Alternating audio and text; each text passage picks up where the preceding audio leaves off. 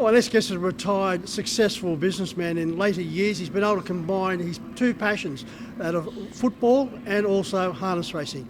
I caught up with Russell Campbell to discuss his involvement in his two passions. Russell, good to catch up. As I mentioned in the introduction, a retired, successful businessman, the involvement in the post office at Wagga for many years. Yes, Mike, we had a LPO business through Australia Post for about 28 years, so a family operated business which was reasonably successful, but we've been retired for the last three and a half years. Recently retired servant for Australia Post, Bruce Harpley. Now, did you ever cross paths with Bruce? Oh, I come across Bruce quite often. We race against each other occasionally back down there in Wagga. And I think Bruce is retired as well now, so he's enjoying his life with the harness racing. I mentioned the two passions you have, and the footy is AFL, and of course the harness racing, the AFL side of it. Russ, how did all that involve? I was involved with the AFL for quite a long time. Started my career, I was around about 18 or so, and I went to Melbourne and played with South Melbourne for 3 years. I had a lot of ups and downs there, and when I left South Melbourne, I think it was a year after, the Swans then moved to Sydney, and they've been very, very successful in Sydney, of course. From all that football, I went to Adelaide, played over there, then I come back to New South Wales, and I landed a role with the New South Wales AFL through the AFL as State Director of Coaching. As far as the move from South Melbourne to the Swans, usually people divorce themselves from one or the other. Do you still follow the Swans? Oh, most definitely, yes. Occasionally we have a past players function at the SCG when they have a home game, and it was really just a carryover from South Melbourne to the Swans.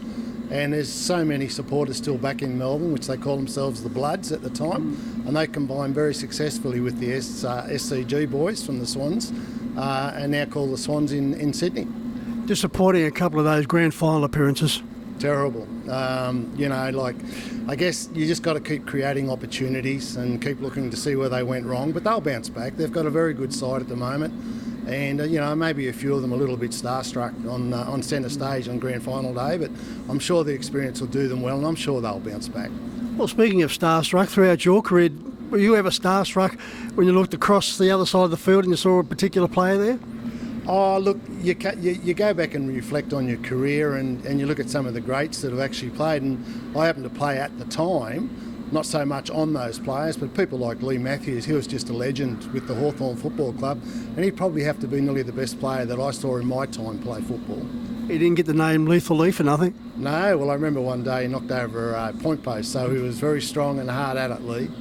What about some of the players you played with, some of those respected teammates? Yeah, look, there's been quite a few. A lot come from our country area, because in those days the South Melbourne Football Club had zoning, and a lot come from the Riverina. Ricky Quaid, who captained the Swans, he was a very, very good, hard, tough player. Played with him. Barry Round, who's passed away, was a very good player for the South Melbourne Football Club. There's just to name a couple. There's a lot more others. Rod Carter, of course, who played and went on to play with the Swans in Sydney. He was a great player as well.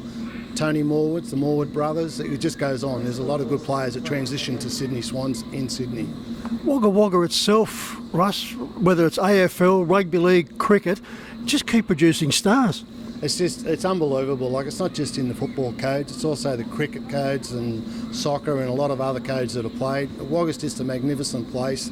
It creates opportunities for whatever sport you want to play, and it's a place that's just building, and it's just a good place to be. You used to get away from training or game in particular, head straight off to Moonee Valley trots, and in particular when your idol, Maori's idol, was going around. Yeah, look, I used to, after playing footy on a Saturday, I'd occasionally head out to the Moonee Valley trots, and Maori's idol, I really enjoyed watching him. I know he's a trotter, but he was a very good trotter in his day. And I guess the good thing about that was when they used to be handicapped, and it was just excitement when you went to the track and you see him come from way back and nail them just on the line. It's just a magnificent atmosphere to be at. Standing start races certainly did create a great deal of interest and a great spectacle. Yeah, look, I think there's still room in our racing today, just occasionally have a few of those standing starts. I think people really enjoy watching them. So how did you get an interest for harness racing? Back in the day, I was only a young fellow. I came from a place called Garmain, which is just out of Wagga. My father used to take us to the trots quite regularly, and in particular the Breeders' Plate in Leeton, the 2-year-old race, which back in those days was huge. And I guess it just got it in my blood. I just really enjoyed it, and I sort of felt that one day I'm going to go out and do it myself once I'd finished all my football commitments.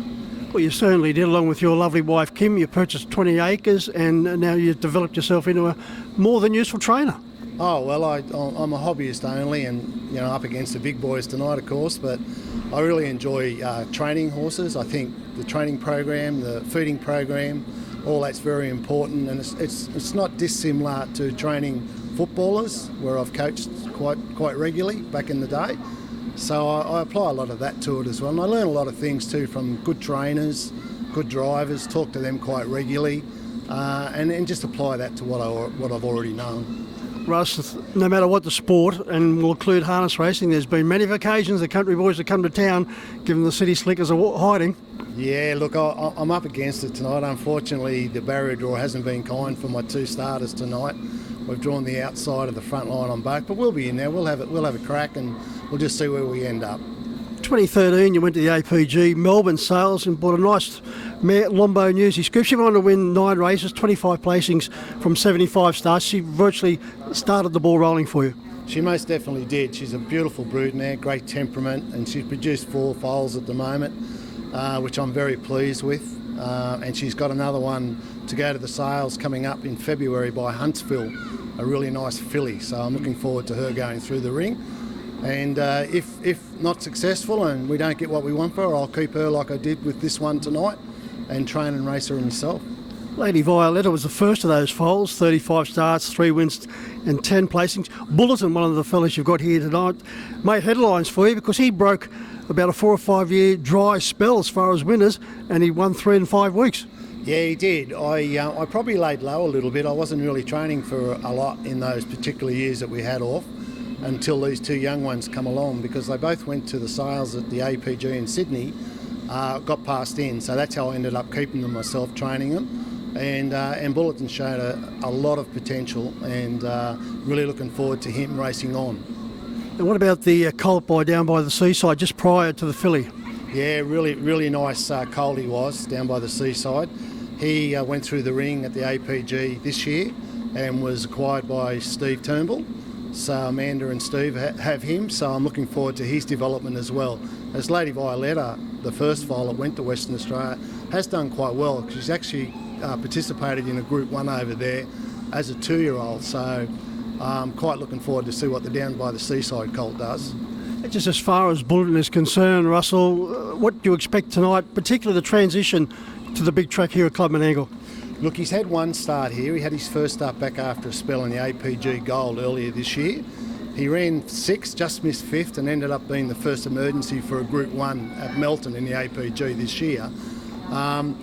He's had a little bit of experience, but I do know that you do need to have 2 or 3 starts on the track to acclimatise, but you never know. He has drawn wide. We'll probably go to the fence. Depends what Blake Jones wants to do with him. He's driven him a few times and he knows his capability, so we'll just see what happens from out wide. Well, you've certainly got one of the outstanding drivers, and he's in wonderful form, Blake Jones, but you've concentrated on the training. Did you ever consider going down the path as a driver?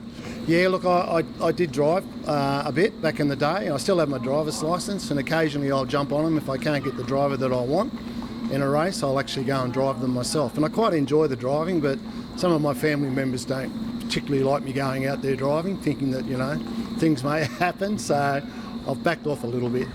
Russ, good to catch up with you. Hopefully Bulletin can keep some of those headlines going for you. Good luck tonight. Very much appreciated, Mike, and we'll give it our best shot.